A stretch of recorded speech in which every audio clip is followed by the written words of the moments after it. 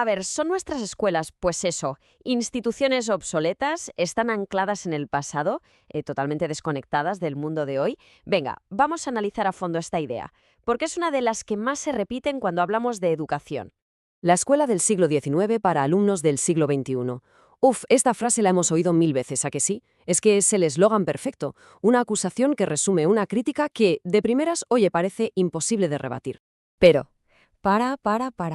Detengámonos un momento. ¿Y si este diagnóstico, que damos ya por bueno, parte de un error fundamental? ¿Y si, en realidad, estamos mirando el problema desde un ángulo que no es completamente equivocado? Vale, para entender esto necesitamos una herramienta nueva. Hay una idea, una teoría muy potente que nos va a dar la clave de todo esto. Una que nos ayuda a ver cómo cambian las sociedades de verdad. Se trata del concepto de base layering. Lo podríamos traducir como capas de ritmo. Es una idea del pensador Stuart Brand. Y la verdad es que es simple, pero a la vez revolucionaria. Lo que dice es que la civilización no es un bloque único, ¿sabes? Sino que es un sistema de capas. Y ojo, cada una se mueve a su propia velocidad. Mirad, aquí podemos ver perfectamente cómo se organizan estas capas. Arriba del todo, lo más rápido, lo que vuela, la moda. Pensemos en tendencias, en memes, en las apps que usamos. Todo cambia en cuestión de meses. Justo debajo, el comercio, que también va rapidito, ¿eh? Luego ya viene la infraestructura. Y si nos vamos a la base, a lo más profundo, encontramos las capas más lentas. El gobierno, la cultura y, por último, la naturaleza, cuyos cambios son, bueno, casi imperceptibles en una vida humana.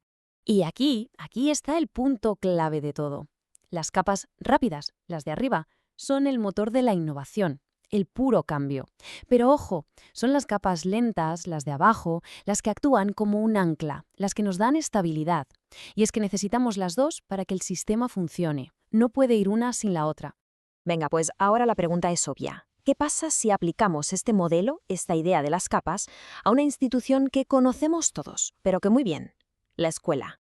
Pues si lo pensamos un poco, la escuela también tiene estas capas. Clarísimo. En la capa de moda, ¿qué tendríamos? Pues las nuevas apps educativas, la gamificación, todo eso que aparece y desaparece cada 2 por 3. En comercio, pues las grandes plataformas como Google Classroom, que compiten en el mercado. La infraestructura. Bueno, eso es más fácil. La red Wi-Fi, los sistemas de gestión del centro, cosas que cambian, sí, pero cada 5 o 10 años. Luego está el gobierno, que serían los planes de estudio del ministerio, que ya sabemos que cambian muy de vez en cuando.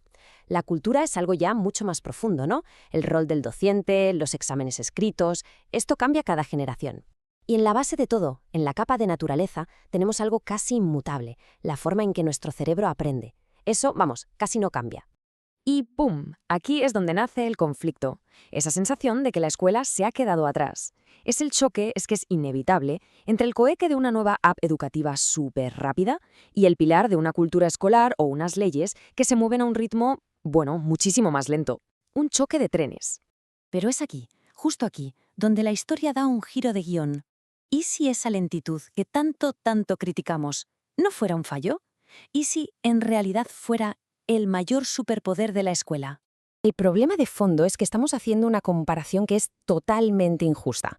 Por un lado tenemos la tecnología educativa, que cambia en meses, vive en una de esas capas súper rápidas, y por el otro, la cultura escolar, que evoluciona, bueno, a lo largo de generaciones en una capa muy lenta. Es que es como criticar a una tortuga por no ser capaz de volar. Simplemente no tiene sentido.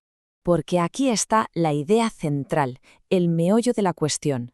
La lentitud de la educación no es un defecto.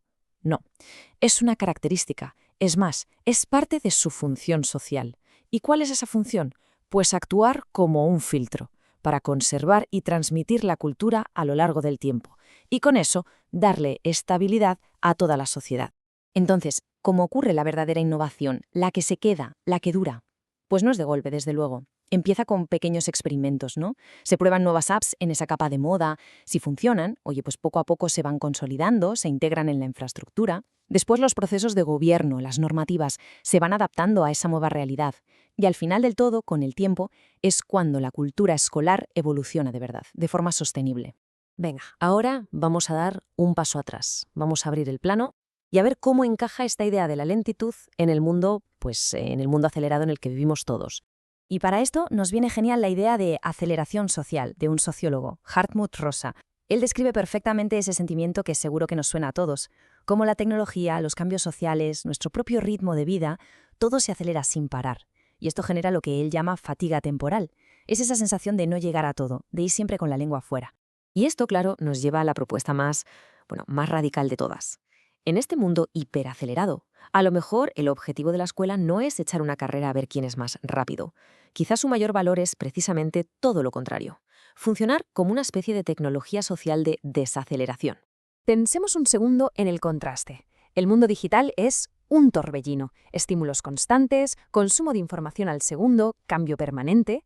La escuela, sin embargo, nos ofrece casi un refugio, un espacio para la atención profunda, para la reflexión, para el debate, para conectar con nuestra cultura. Son dos tiempos, dos ritmos totalmente opuestos, pero seguramente ambos necesarios. Hay una frase que lo resume, a la perfección. La tecnología acelera el acceso a la información. La educación protege el tiempo necesario para la comprensión. Es que es brutal, porque al final acceder a algo no es lo mismo que comprenderlo, ni de lejos. Así que, para terminar, volvamos al mito con el que empezamos. Y vamos a darle la vuelta por completo. Quizá la escuela del futuro no necesita ser más rápida. Quizá, solo quizá, en un mundo que está obsesionado con la velocidad, su mayor contribución será precisamente enseñarnos el valor de ir más despacio. Y la pregunta, claro, queda ahí en el aire: ¿estamos preparados para valorar esa lentitud?